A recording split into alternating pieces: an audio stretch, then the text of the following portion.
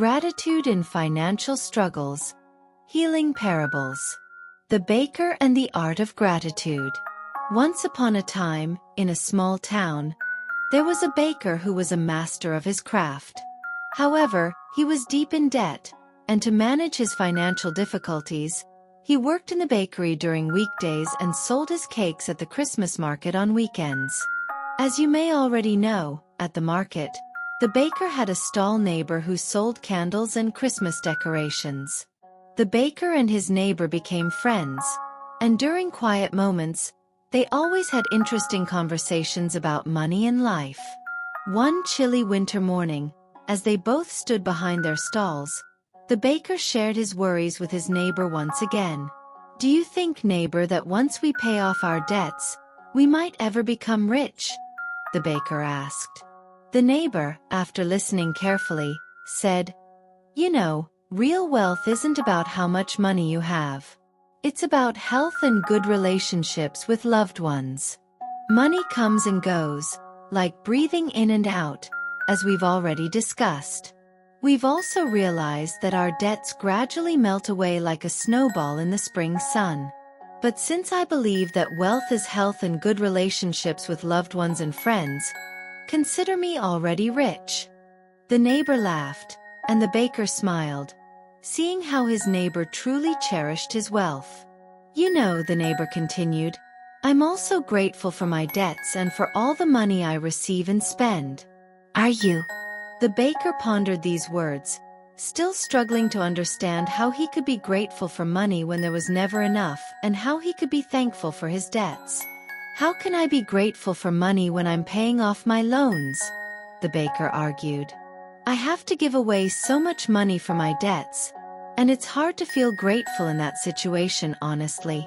The neighbor smiled and explained, "It's difficult, but possible. Remember what you spent the loan money on. You told me you took many vacations, enjoyed your free time, and drank wine at parties. Now you can be grateful for that rest and joy you experienced in the past. The loan money allowed you to do that, and you can be thankful for it." The baker was silent, contemplating his neighbor's words. He remembered those days when he rested and enjoyed life without thinking about debts.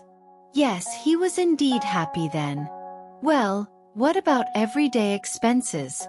the baker asked. "How can I be grateful for those?" The neighbor nodded and continued, "It's simpler than you think.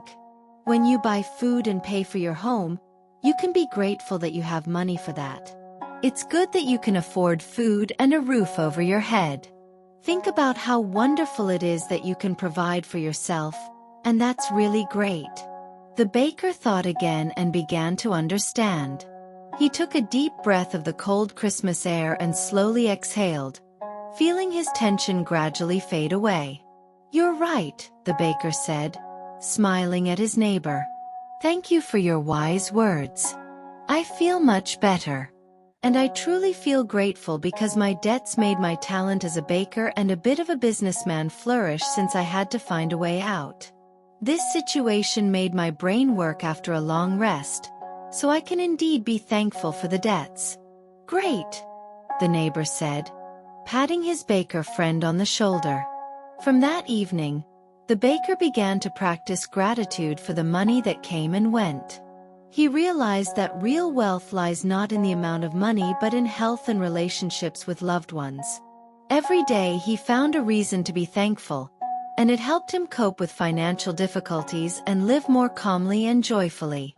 Thus, the baker got rid of his fear of spending and found peace. He felt grateful for the small stream of money that flowed through him. His relationship with money became healthier, and he himself became happier. The end.